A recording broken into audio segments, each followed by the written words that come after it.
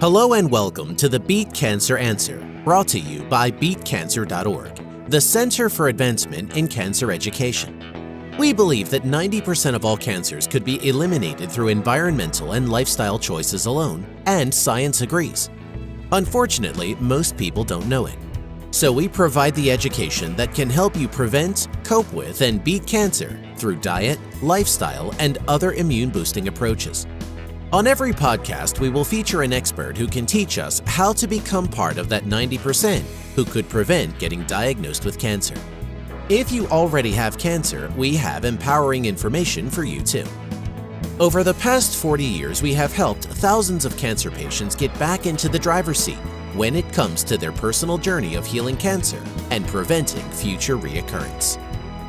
On this episode, Debra Melamed interviews Ryan Sternagel of My Kid Cures Cancer on his son's amazing recovery from stage 4 neuroblastoma. Hello, this is Debra Melamed from BeatCancer, and I am here with Ryan Sternagel. He has an incredible story to share with us about his son Ryder and a message of hope and healing for those dealing with pediatric cancer. May 2014, 11 days before his first birthday, his son Ryan was diagnosed with stage 4 neuroblastoma, a childhood cancer of the nervous system. He did some traditional treatment, but consulted with naturopathic doctors, cancer coaches, and health experts all over the world to employ an integrative approach that minimized the amount of conventional treatment Ryder received. Through a mix of super nutrition, targeted supplementation, energy medicine, and healthy lifestyle practices, Ryder is thriving today.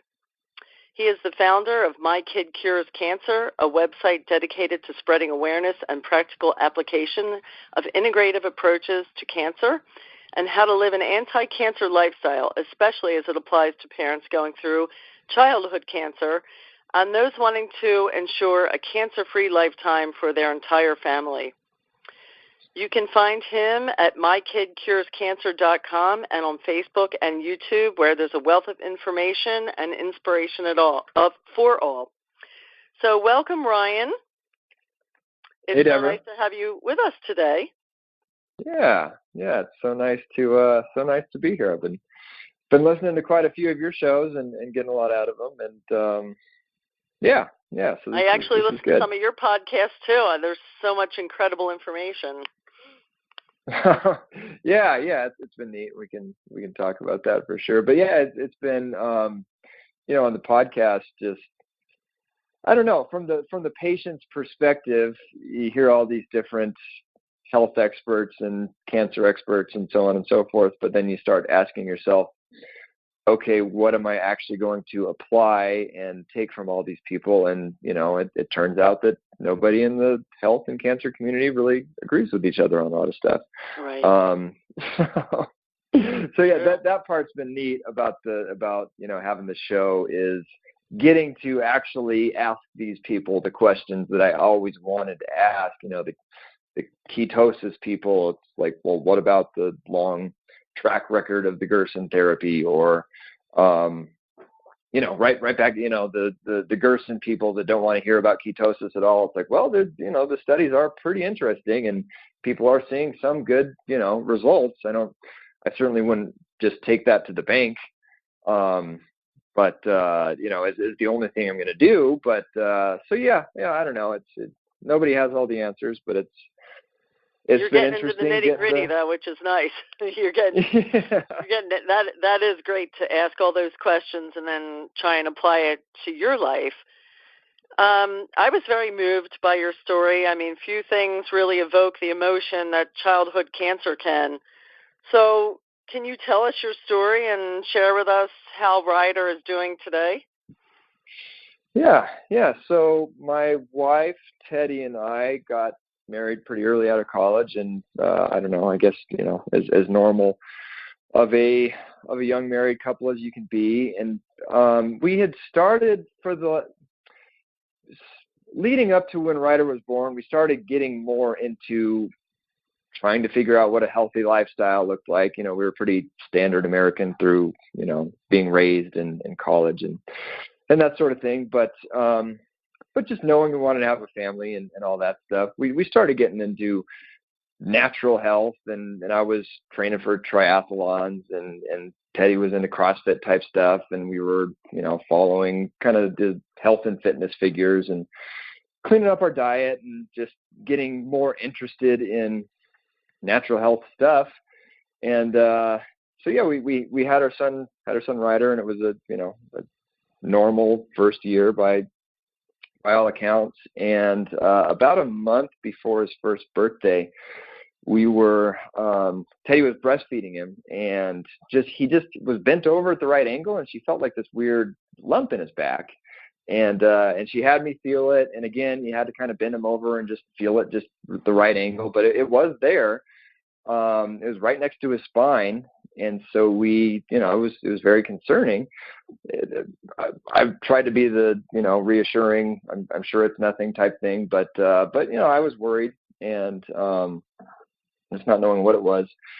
So we took him into his pediatrician, and the pediatrician was a naturopathic, individual, but she didn't really think anything of it. She, told us to basically, so there was a couple other, to back up, there was a couple other red flags that really started to bug us once we sat back and thought about it. Ryder was our first kid, so we didn't really know what was normal and what wasn't, right. But he had fallen off the growth chart. He just kind of stopped growing at around 6 months. He was born in the 90th percentile for height and weight. And by that time, coming up into a year, he was, I forget what the exact percentage was, but it was well under 50. Like I said, he just kind of stopped growing. And he was also not walking, or excuse me, he wasn't walking, but he wasn't even crawling. And this was a month before his first birthday. And is kind of barely pulling himself up. So, those two things, with the addition of the lump in his back, really, they got us worried. And but the pediatrician told us to go home, and she wanted to send us to occupational therapy to teach him how to crawl, and then to speech therapy to teach him how to eat, because he still wasn't really, he couldn't handle any solid foods. He was still just entirely breastfed. And that just, it did not jive with us whatsoever. Right, he wasn't making milestones, but I guess nobody was connecting it to the lump. Yeah, and it's like, any one of these things on their own, let's just see what it is. But altogether, especially with the big lump in his back, it's, there's got to be something going on here that we're not really sure about what it is. And so I don't know, we were back on the phone the next day, like, just get us into somebody that can, more accurately diagnose whatever's going on, or reassure us more completely that there isn't anything going on. Right. And so we got into, an actual, hospital that sees children, and we ended up getting to see a physician. We thought it was a doctor at first, but it turned out to be a physician's assistant. And he took an x-ray and didn't see anything on the x-ray, except for the fact that Ryder was really constipated. And that was actually another, thing that was really not normal, because he had been very regular the whole, pretty much the whole first year. But then that month, he just kind of stopped pooping. And so that was another really weird thing. They said, I don't see anything, just a little constipated, got to get that moving. And come back in 6 weeks, and we'll see if see if the lump's still there. And that, again, I think we were driving home from that appointment, and we were, already, now this isn't right. So we get back on the phone, and then got back in and got to see an actual doctor. I think it was an orthopedic doctor. Just I think the whole not crawling thing was kind of what we were in there for, supposedly. And so it was an orthopedic doctor, and we talked her into doing an ultrasound. And so we got the ultrasound, and sure enough, the ultrasound showed a mass, and they called us back and said, okay, there is a mass in there. Now we need to get an MRI. And when we had done the ultrasound, Teddy had already been Googling around and just, searching and everything at that point, because it was like building and building and building. And yeah. And so she had actually come across neuroblastoma, just, clicking around, and she basically had Ryder diagnosed in her mind with neuroblastoma. And so we're at the ultrasound. Before we got the ultrasound, Teddy's like, well, what about neuroblastoma? And no, that's so rare. And I think the nurse actually worked on the oncology ward, and she said, no, most of the neuroblastoma kids have really big stomachs, or, Ryder doesn't have a big stomach, so I don't think it's neuroblastoma. But then, once the ultrasound results came back, it's okay. Well, excuse me. Now we need to rule out neuroblastoma with an MRI.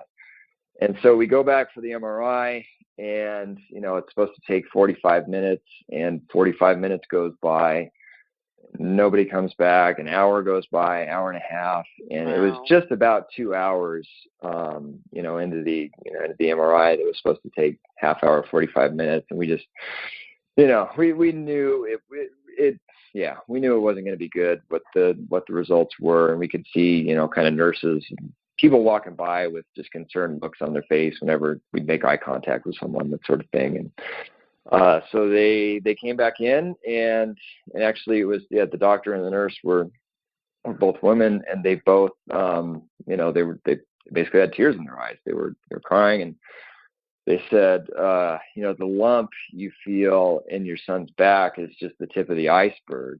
And, so it was, he had a tumor inside of his spine that was larger than his kidneys, inside of and growing out of. It was, you're looking at the MRI, just that view going down the spine. It was like spine tumor, and you couldn't even see any spine. It was just completely, like I said, it's inside of the spinal canal and growing out of it and around it. It was just engulfing the whole thing.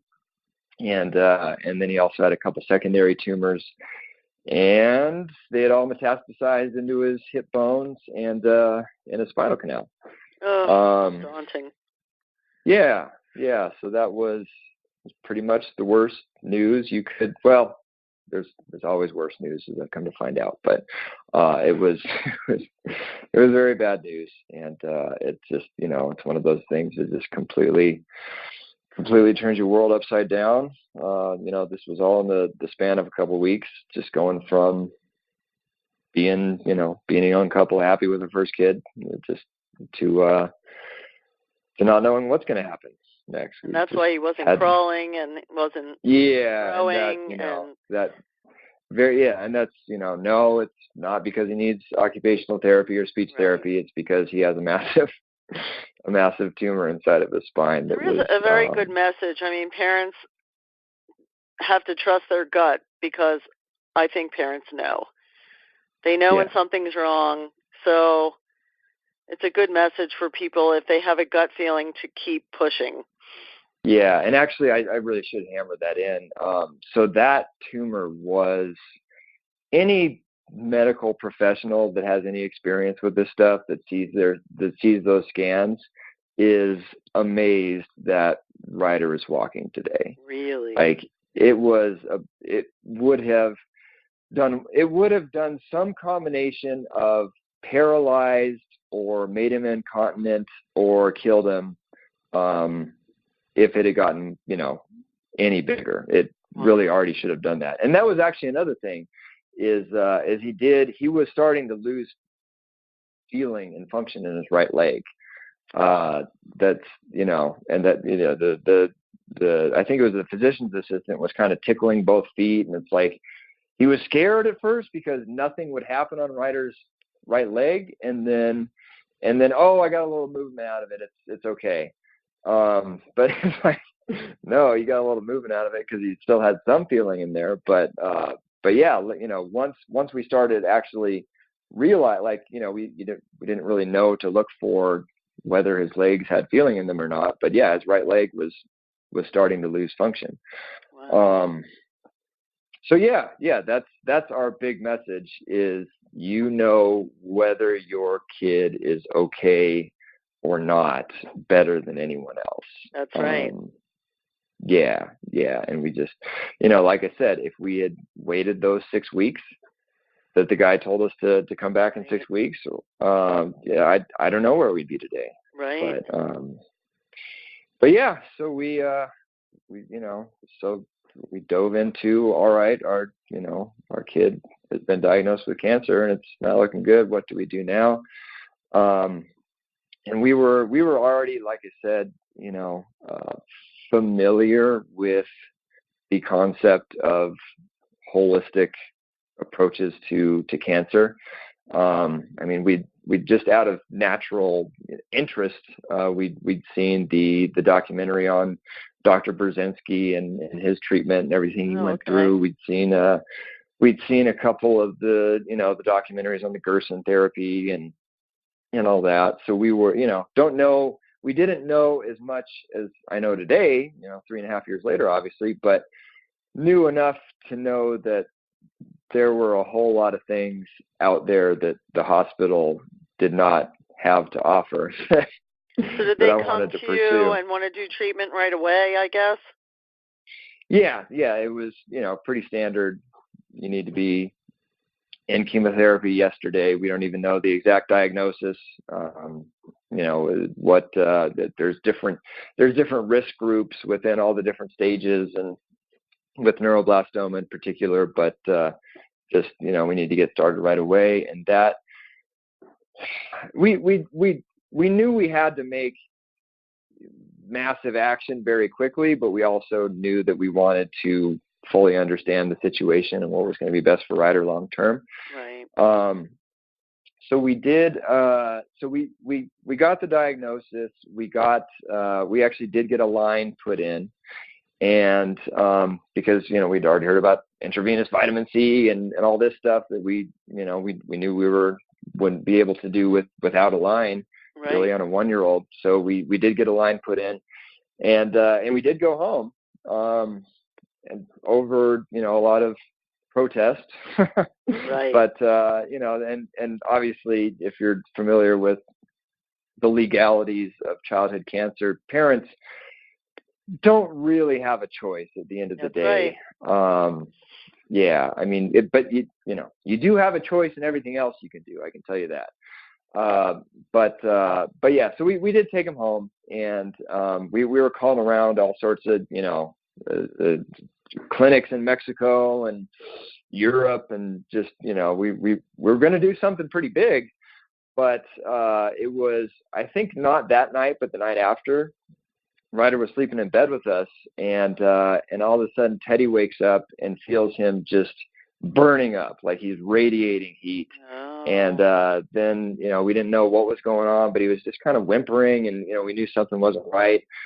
And, then all of a sudden it's kind of like diarrhea and throwing up everywhere, and just kind of out of nowhere in the middle of the night. So we didn't know what was going on, but all of a sudden it was 90 miles an hour back to the hospital that we just fought so hard to get out of. And it turned out that he had gotten a bloodstream staph infection from getting the line put in. What do you know? Oh, wow. So at that point, it was like I was ready to make decisions on my son's cancer on my own and bring in all but, a bloodstream staph infection. I was didn't know what to do about that. So, at that point, we were basically in the hospital, and all travel plans and all that were kind of out the window, and Ryder was on IV antibiotics and all this stuff. And we knew we needed to do something to shrink that tumor down. So we did the first course of chemotherapy, to shrink that thing down. I mean, that was, right. We knew we had to do something in a hurry. So that's what we did. And looking back on it, I don't even, even knowing everything I know now, I don't even know that was like the wrong decision, Oh, sure. That can be. Yeah. When there's life-threatening tumor that needs to be reduced, sometimes that's what you need to do in an acute situation. But I'm just curious. So you're in the hospital room then, and you're probably starting to research everything. Oh, yeah. How much? So, and how much did you really find about childhood cancer and integrative approaches? Nothing. Yeah, I mean, there are a couple, websites that put a little bit out there, and they do a lot of one-on-one work with parents. But as far as just a comprehensive somebody writing about integrative, holistic approaches to childhood cancer, there really wasn't anything. Okay. So yeah, it was me, just with a fire hose. Well, the first thing I wanted to know was just how do we protect him from the chemotherapy? Because we did have like a couple day window in there. So I'm literally just, searching chemotherapy mitigation, chemotherapy protection, natural approaches to integrative chemotherapy, and reading studies and all this stuff, and just finding these different supplements that would protect him, as best we could anyway, from the damage that was about to ensue. So yeah, I mean, I must have racked up, a few $100 just in overnight shipping charges. I'm sure. Just getting all the stuff I could once we had made the decision to do chemo. And the other thing that we did that was a little, well, everything we did was out of the ordinary for the people at the hospital. But so when you're in a children's oncology ward, you see a lot of kids. Nobody's looking that hot in there, but they have the feeding tube sticking out of their nose, and that's how when the kid gets really emaciated and can't eat anything. At that point, they'll put a feeding tube in. And at first, we're looking around and said, well, that's not going to be my son. My son's not going to need a feeding tube. But then when we started thinking about the logistics of, how and we had like a juicer in the hospital room, and we're like making juice and all this stuff. And and they're like, you make his own feeds? I was like, yeah, they're, you can call them feeds, I guess. That sounds all right. But yeah, when we started thinking about the logistics of how we're going to get all this stuff into him, it was like, oh my gosh, we need to get one of those feeding tubes immediately. So that was actually a battle in itself, because, we said before he gets any chemotherapy, we want to have a feeding tube in him so he can, so we can get just good nutrition into him, and he can, be nourished through the treatment. And that was actually an argument in and of itself, is they didn't want to give him the feeding tube until he had gotten like emaciated and needed it. You know what I mean? Oh, I see. So now, yeah, was that actually, insurance companies actually, or the doctors? I'm just curious. That was. I mean, it's not. I'm not talking about like a procedure, the kind where you get in your stomach or something like that. I'm just talking about a little tube that you stick up the kid's nose, and it goes down to his stomach. So it's not like not like some costly thing, but it was just out of their standard operating procedure to preemptively give a feeding tube. Yeah. Okay. So yeah, that led to some heated exchanges, just trying to get this thing into him before he'd gotten the treatment. But yeah, we ended up. You got it. We ended up getting that into him, and then from there it was just we obviously there are no perfect answers, but we were just doing the best we could with the information that we had, and figured that a whole lot of imperfect action was better than no action at all. And just started flooding him with, like I said, with just, the juice that we were making, and the cupboard full of supplements that we had acquired in a very short amount of time. And so we ended up getting the first round. And then we went home, and after we had gotten through that, it was kind of made clear to us that, even though they had quote unquote let us leave the first time, we still didn't really have a choice as to whether or not we wanted to continue the treatment. And so from there, it was just kind of more of the same. How can we do everything we can to protect him from as much of the damage as we can? How do we minimize the treatment? So I started asking, what are you looking for in progression as we go forward? What markers? When's the stopping point? All those sorts of things. And we just started really implementing everything like I said, back to the there's no information on childhood cancer in particular, but there is information on, the internet is there's almost too much information on exactly. holistic approaches to cancer at this point. So it was kind of just taking all of that information that exists and then just asking myself, how do I apply this to a child? And, the feeding tube was a big part of it, because that's how we got a lot of this stuff into them. We'd crush up different supplements, or just open the capsules or whatever, and mix them into the juice and just shoot them down the tube that way. We got an infrared sauna. We got Ryder loves, that's still, every day for us practically is we're in the infrared sauna to this day. So he loved, it was just started very slow at like 100 degrees for 10 minutes, just can barely notice it. And then just started inching the temperature up from there. And, what else? We got a Rife machine, and would set that thing up next to his crib while he slept every night, and just beam that at him. And then as far as, what I always tell people is, no, there's not a whole lot of, well, now there is with My Kid Cures Cancer. We're getting, as much content as we can up there, but there is a lot of studies on natural stuff, pertaining to the different childhood cancers.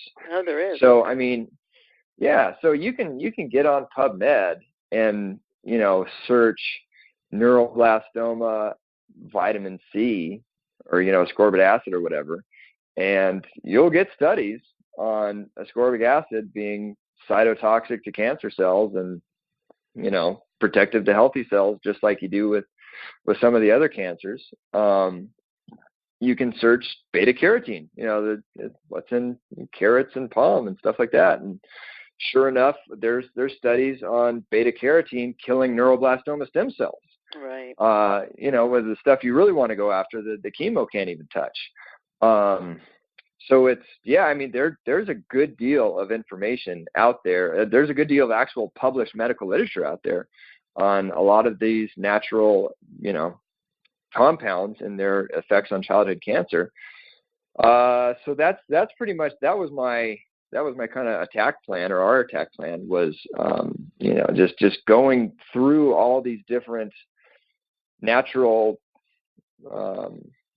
natural information on cancer, and then taking all of those different compounds that I was finding and searching them against neuroblastoma in PubMed, and seeing which ones I got the best results on, and then even from there, figuring out what genes were typically upregulated with neuroblastoma, or downregulated that they should be upregulated. And let's see what natural compounds I can find to downregulate those oncogenes or upregulate those tumor suppressor genes, and so we just started figuring it out. Yeah, that's a lot of researching. Oh yeah, and especially just having a kid in general, you don't have a lot of time, but then going through cancer treatment, you have even less time. So it was a lot of late nights in the hospital and early mornings and that sort of thing. And so that went on for a couple months. We ended up getting another staph infection. Actually, it was the same staph infection because it was living inside of the line. And so he did, he had to go through like a few weeks of IV antibiotics that first time to clear it. And then like 2 days off of them, he got the exact same infection. Oh dear. Turned out that it was inside of the line. So the minute the antibiotics went away, infection came back. And so we had to get the line taken out, a port put in. And so it was, the hospital experience in general left a lot to be desired. Right. To say the least. Wow, that's really tough. Yeah, and at some point we just, we wanted to minimize how much chemotherapy Ryder got. That was very important to us, because another statistic that that doesn't get talked about all the time, but it's their statistic. It's the conventional side statistic, is that somewhere, it kind of varies depending on the source, but somewhere around 90% of childhood cancer survivors, by the time they are 40, will be facing a secondary chronic illness. And about 85% of those kids with a chronic about 85% of those chronic illnesses will be life-threatening. So a secondary cancer or just something else terrible. So is that from the chemo or just? I mean, from they don't come out and say it, but they're not really not saying it either. Right. Yeah. Okay. So you were trying to minimize that. Yeah. So we were trying to minimize that, and so at some point, and we weren't really having any luck with meaningful discussions on, when enough was going to be enough, that sort of thing. And so we actually ended up moving. We just moved states altogether, and not really, knowing for sure that anywhere one place was going to be better than another, but we just, I don't know, we kind of felt led. It was one of those trusting your gut type things. And, for us, trusting what the big guy upstairs was kind of putting in our heads and our hearts that we should do. And so we ended up moving, and we landed on a team that was, you have to transfer to another mainstream hospital. You can't just say, I'm going to move, and they just, they let you go or whatever. But we, officially transferred to another hospital, and the team there was still very conventional minded and all that, and they didn't really know anything about natural treatments, but they were a little more concerned with actually trying to minimize the amount of treatment that the kids got. And Ryder had made so much progress up until that point, and I don't think I mentioned that, but we got another MRI after 2 rounds of chemotherapy, and he had blown all expectations out of the water. Wow. I think one of the secondaries was already gone. The other one was, I think, almost gone after the second round, and the big one had shrunk by well over 50%. And then so when we got to where we are now, we did one more round of chemo, and then, because we didn't, kind of figured we were playing chess, not checkers at that point. And, yeah, absolutely. So we got another scan after that, and then the other secondary one was completely gone, and the big one had made even more progress. And wow. At that point, they were okay with a wait and see approach. Oh wow. And so it wasn't okay, we're just going to stop altogether, no questions asked, but it was, we're willing to wait and see. And so that was doing things. They knew. They had, and to their credit, they didn't know anything about it in terms of they hadn't studied it, but they didn't just completely poo-poo it as it's, I know that it's not doing anything. It's just, I don't know about it, but it couldn't hurt, sort of thing. Right. But yeah, so at that point, Ryder's diagnosis was stage 4 intermediate risk neuroblastoma. And one of the factors that is at low risk, medium risk, high risk neuroblastoma is age of diagnosis. So anything under a year is considered intermediate risk. There can be a gene that's upregulated as well, the NMIC gene, and that would put you into high risk, but that wasn't upregulated. And then anything after 18 months is automatic high risk. And then from a year to 18 months is kind of a gray area where it's, doctor's discretion of whether they want to call it intermediate risk or high risk. Okay. So he did get intermediate risk, and the standard, we came to find out that the standard protocol that had been prescribed for Ryder for day 1 was 8 rounds of chemotherapy, and he had 4 at that point. And so it was, and then if he had gotten put in the high risk group, then that's automatic stem cell transplant, radiation, a lot higher dose chemo. So he had a half the chemo that intermediate risk kids are supposed to have, and a fraction of whatever the high risk kids are supposed to have. And that was the last chemo he ever got, because the wait and see approach turned out to be it. You took him home then. Yeah. Started doing even more things, I'm sure. What types of things did you start doing?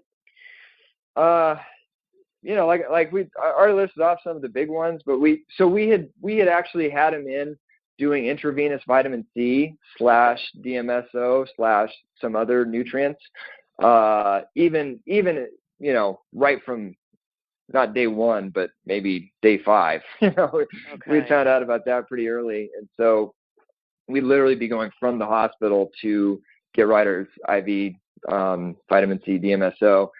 So we continued on with that. We just continued on with doing the sauna, like I said, doing the Rife machine, doing really just a rotating cast of characters in terms of all the different supplements. I think a lot of people put pressure on themselves to find the 5 or 10 magic supplements that are going to do it, but it's been I try to just make sure I'm covering all the bases, so to speak. Like, I want something that's going to be boosting his immune system.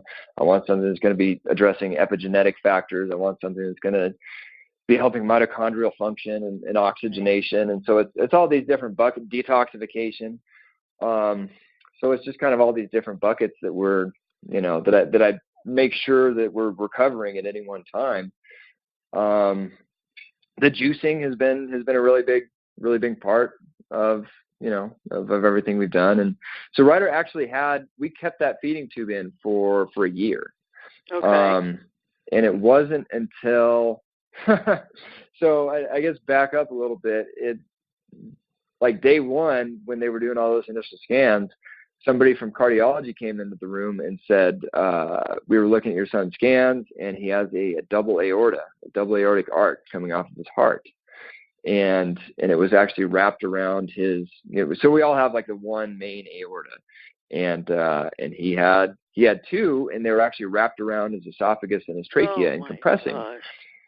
Yeah. And so that actually explained why he couldn't handle any solid foods at that point. It was the double aorta, and the food would get down to that compression point, and then he'd gag it back up. Oh, wow.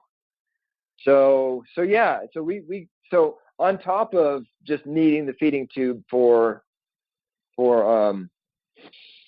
all the different supplements that we were giving him, we also needed it just because, as he transitioned off of just needing breast milk and needing more stuff, that was how he was getting all his nutrition.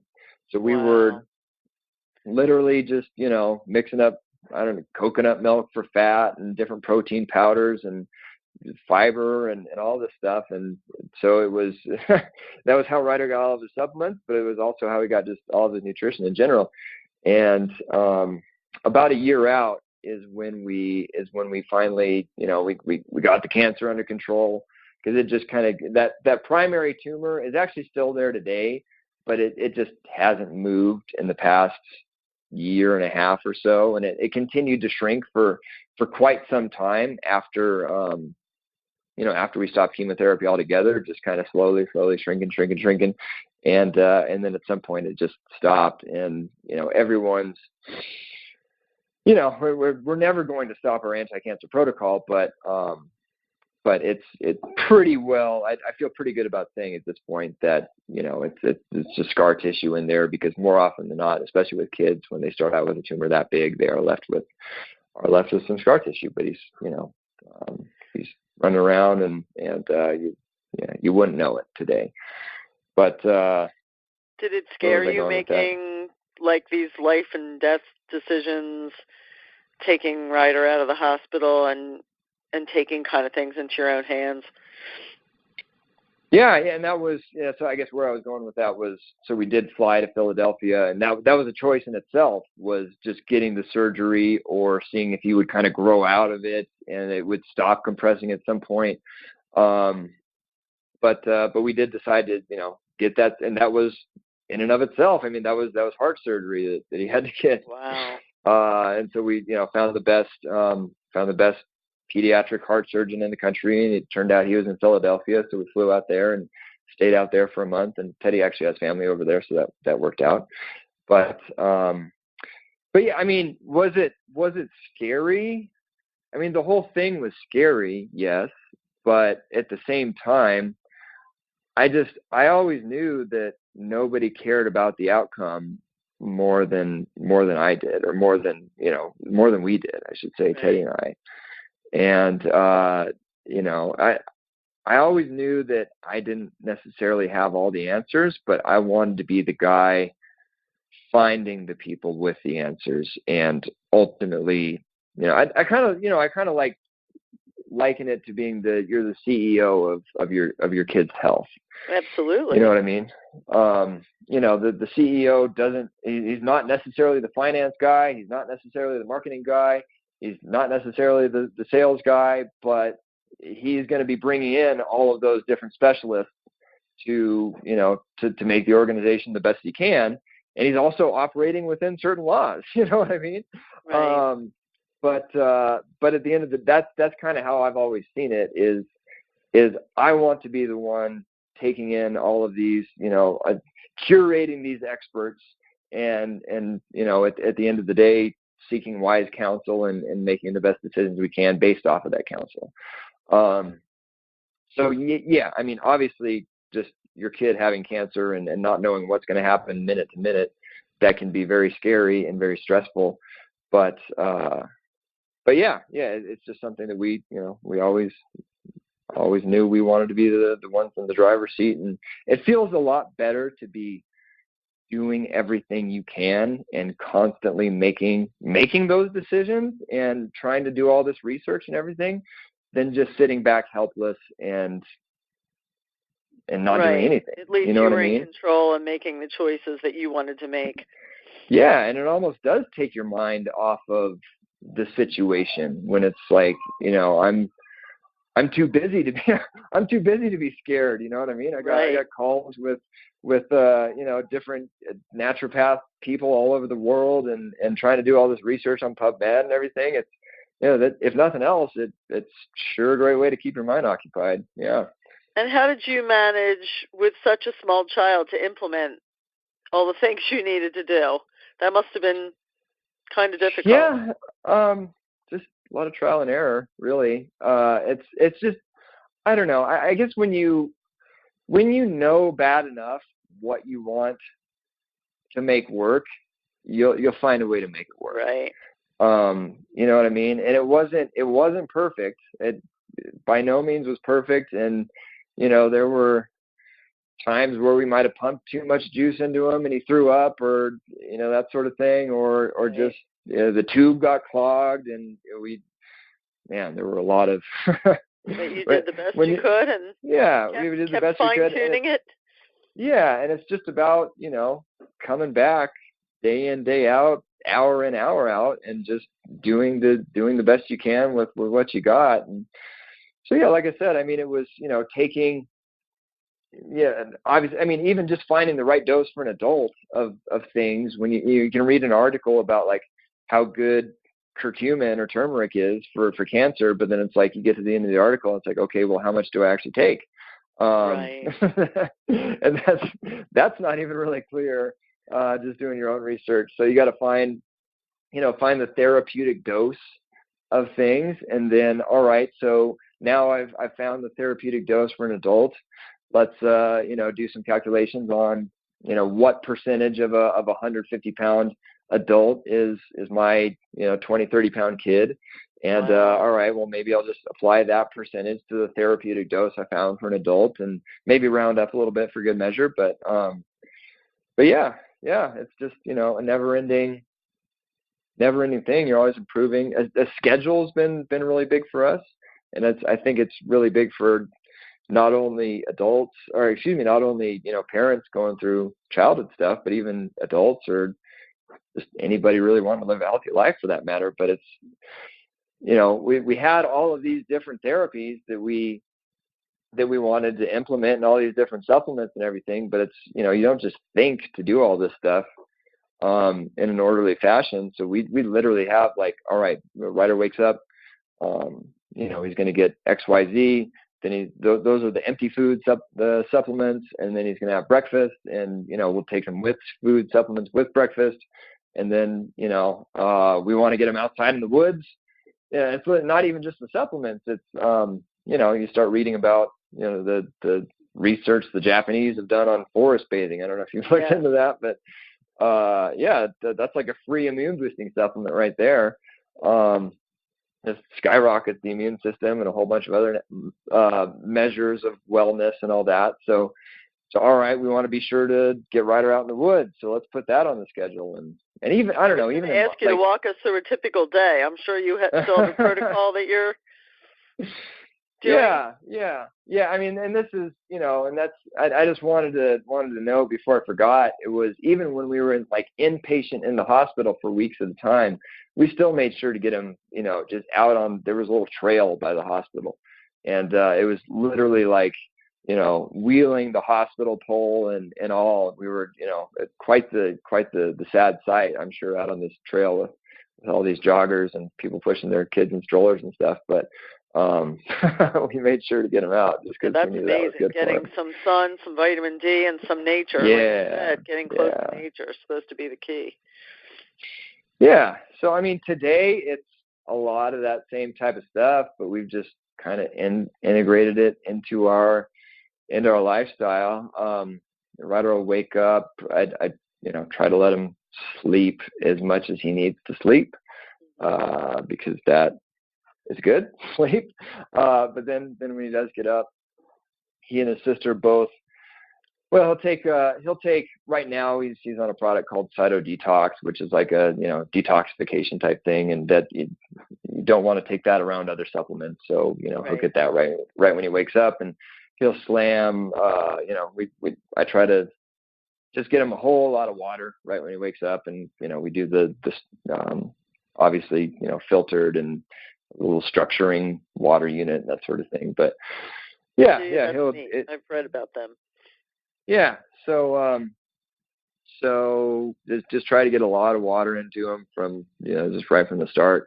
And then he'll do his little, you and I were talking before the call. You said you had seen a video of this, but yeah, you start, after trying to figure out how to implement all this anti-cancer stuff to a kid, you start thinking about all the other just kind of general wellness stuff that, I wonder if I can apply that to a kid too. So it's, I've gotten into having a morning routine and setting intentions and stuff like that. And once Ryder started being able to talk, I said, well, I wonder if Ryder would like doing a morning routine. And so now he has his little positive affirmations that he says every morning. And, that little video of him setting his intentions for the day was so adorable and inspiring.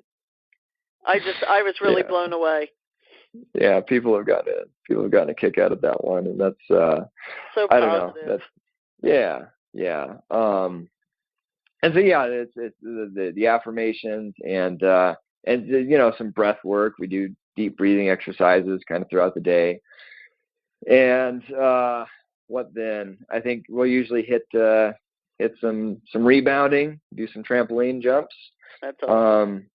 And he's and we teach him how to I figure might as well throw some learning in there. And so I always start on the number that we left off on when we're counting out the jumps. And so now we're into the thousands and Ryder, and I actually just started figuring. That's something I just figured to do. But I think we're up to 1,400 or something like that. So now you have a little learning opportunity in there. That's great. Yeah, why not? Then we'll come down and do the Tesla lights somewhere. I don't know if you're familiar with the Tesla energy lights, but it's an energy medicine device that these things. I think they come in pairs, and it's somewhere around $15,000 for the pair of them. Okay.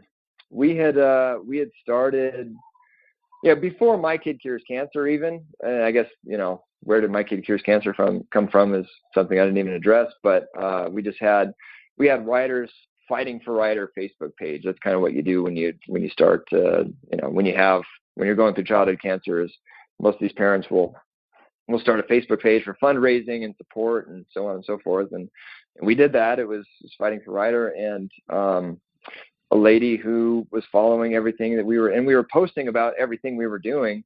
A lady that was following our story had an old pair of Tesla energy lights that she wasn't using anymore, and she just straight up gave them to us. It was incredible.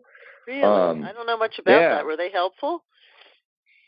Yeah, it's one of the, everyone always asks, what is the thing that you did that made a difference, or did this help, or did that help, or, it's I don't really know, Right, it's hard to isolate.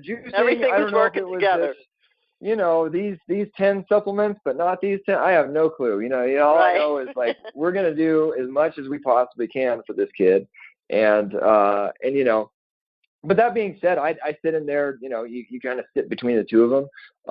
I'll sit between the two with him. He sits on my lap, and we even do more little deep breath stuff and I don't know, memorize Bible verses while we're sitting in there and stuff like that. But I definitely feel, I can feel it.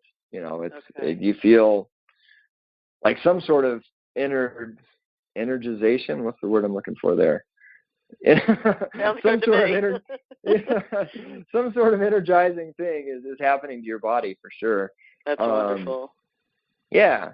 So we'll do that. He'll have, and now it's kind of figuring out how to have a normal life and still work all this stuff in through the day. But he'll get his before breakfast supplements, and then he'll get some with breakfast supplements, and then same kind of thing throughout the day, like empty food supplements, with food supplements, and just addressing all those different categories that I'm talking about, and between the immune and mitochondria and epigenetics and so on and so forth. I just try to keep a good rotation going. And I don't know. Then in the evening, it's kind of the same thing. We do the Tesla lights again. We'll usually do the infrared sauna in the evening. We'll usually do a castor oil pack. Not all the time castor oil pack, but more often than not castor oil pack. We'll do a detox bath, whether it's Epsom salt and baking soda or a clay or something like that. Right. We'll do that. I don't know. There's probably some stuff I'm missing, but then, we'll do some more nighttime supplements, and he'll get, another big thing is we avoid artificial light, especially after the sun goes down. Right. So we have we got these special red LED bulbs that it's actual red diodes in them. Yes. And so that. Yeah, so when the sun goes down, Ryder knows it's his job to go run around and turn all the red lights on, and that's neat. So that's contributed to some interesting looking videos. Everyone's like, "Why is it red in your house right now?" That's neat. We put amber glasses on too, but that's awesome. Yeah, for sure. No, we do those for what am I talking about? If we're gonna have a screen, if it's like a TV or not that we watch a whole lot of TV, but or a computer or whatever, we'll definitely throw the glasses on. Right. Yeah, and then so we just, and throughout the day he's getting juice and smoothies. He loves green smoothies.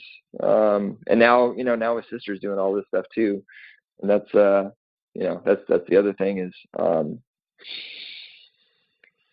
everyone's been amazed by Ryder for so long, following his story, and just thought he was just amazing. And of course he is amazing, but now we have his sister Channing that's come along, and this is all she knows is healthy eating and green smoothies, and she loves green smoothies even more than Ryder does. That's great. Yeah, it really is. I think people give their kids less credit than they really, than they should. I I think so too. Yeah, I think when your kids are presented with, when they're only presented with good options, or they're going to choose a good option. So we just try to present them with, and it's not like they like everything. They like most things, but if they don't, it's not like Ryder doesn't like cooked beets for some reason. That's one thing he doesn't like, but it's not like we default to it's either going to be cooked beets or, chicken nuggets and French fries or something. You know what I mean? Right. It's just some other healthy option. So yeah. It's interesting. I mean, if all they know is healthy things, then that's what's familiar. If they know Pop-Tarts, then that's what's familiar. So I think people don't give their kids enough credit, too. I think they should eat whatever the parents are eating, and it should all be healthy from the beginning. Yeah, and that's the other thing is we're all eating the same thing. It's not like the kids have special meals or something like that. Right. Everybody's healthy. If you wouldn't eat it for yourself, don't feed it to your kids. And if you wouldn't feed it to your kids, don't feed it to yourself is kind of what Exactly. Absolutely. Yeah. Well, I'm so glad that your protocol has made Ryder so healthy, and that's just so wonderful to hear all the success you've had. So I guess, at what point did you start My Kid Cures Cancer? At what point did you start the website, and why did you why did you decide to start it?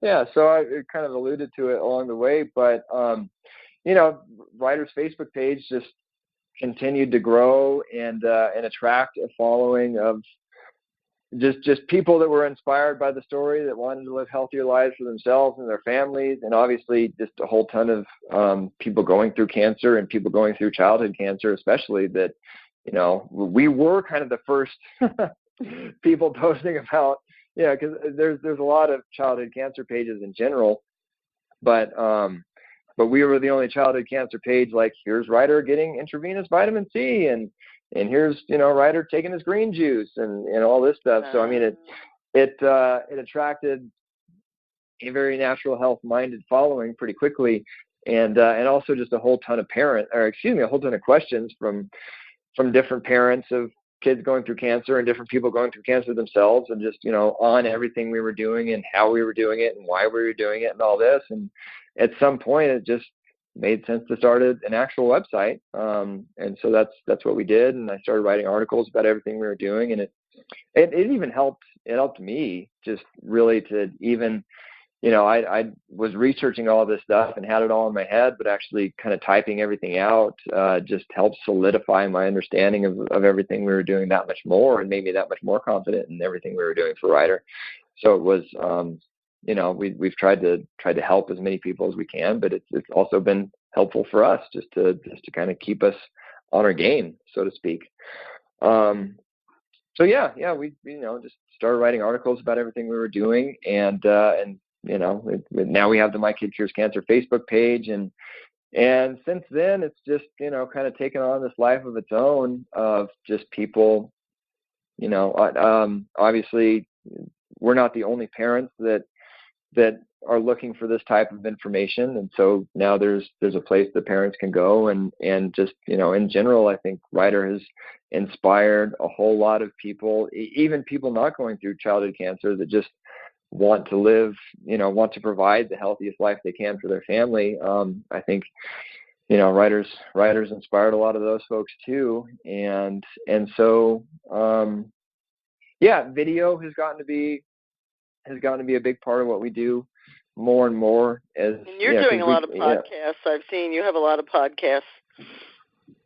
Yeah, and so that's the other thing besides just the video itself has been really neat, because now we're on YouTube and we're posting all these videos to Facebook, and people like seeing, I write articles about different anti-cancer stuff, and they're, I'd like to think they're very informative, but at the end of the day, I think people just really need to see other people doing this stuff. So that's been really cool with the videos, and people are really getting a kick out of that and getting inspired. But yeah, on the podcast too is that's been the latest thing the last few months, is just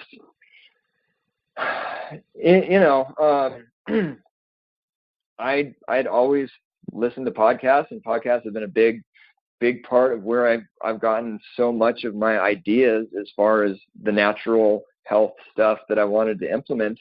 But I always found myself wanting to ask, more questions than got asked on the podcast, or I wish they'd interview this guy, or I wish they'd interview that guy. And like I said, once you start hearing all of these different cancer experts, they all have different ideas of what the optimal or ideal approach to cancer is. And so it's been, I've been interviewing, just a lot of the folks that, you see featured on Truth About Cancer. We've had Chris Wark on there, and Robert Scott Bell, and Dr. Wolf, and Dr. V, and just different naturopathic oncologists that maybe you haven't heard of, but that I have a lot of respect for. Just pretty much anyone involved very deeply with cancer from an integrative perspective. I've been getting to interview those folks, and it's been really neat getting to kind of ask everyone those questions that I always wished they would get asked. So that's been cool. And that's just, My Kid Cures Cancer as well. We're on iTunes and Stitcher, and we also post those, they're video interviews that we do. So we post those interviews to the YouTube channel as well. I saw some of them. They looked really, really great. Yeah. I'm going to go back and listen to some. It's been neat. Well, I'm so glad that Ryder's doing so well today. It sounds like you really are on the right path, and it's so nice that other parents that are in the same daunting boat have a place to go and get good information and hope and inspiration. Ryder's very inspirational, and I guess it really helps for people to know they're not alone on that journey. As you must have felt in the beginning, it must be very daunting. So it's so nice that parents have a place to go. Yeah. No, it's, like I said, I always wish that we had even more content than we do today, but it's really fun getting to put everything out there that we're learning about and that we're doing. And, and so, a lot of people have started to get a lot of good stuff from it. And actually on the I'll throw in, on the podcast, we actually have just started interviewing other parents of children going through cancer that are implementing these approaches. So that's been really neat, because actually the very first interview we did of that kind was of a lady, her name's Jessica Stone, who, she had been going through the conventional ringer and nothing was working with her kid. And she actually found our site eventually when she started just trying to do her own research, and just turned everything around for her kid. It just, that was like after all the conventional stuff had failed, she started doing all this, all the holistic stuff, and it, now her kid is cancer free. Wow, that's amazing. So that was a pretty neat kind of full circle moment for us, getting to hear her story and share it with everyone. So there's, we try to provide as much information and inspiration as we can. So. Yeah, and it just keeps rippling out. That's wonderful. Well, Thank you so much for sharing your story with us and for providing a place where people can find information and hope if they're dealing with childhood cancer. And we're so happy that Ryder's doing so well. And we just want to let everyone know again that they can find you and your wife, Teddy, and Ryder at MyKidCuresCancer.com and on Facebook and YouTube. And there's tons of videos and podcasts and really cool stuff in action, as you were saying. So people can really learn a lot. And thank you so much for being with us. Thank you, Debra. This has been neat. Thank you so much for joining us on the Beat Cancer Answer. If you learned just one thing today about how to prevent, cope with, or beat cancer, then we have succeeded in our mission. For more information or assistance, visit our website at www.BeatCancer.Org. Remember to sign up for our educational email series and get your free gift. Join in the conversation on Facebook, Twitter, or Google+. where you can meet others who think just like you. We appreciate all of your feedback and love your suggestions.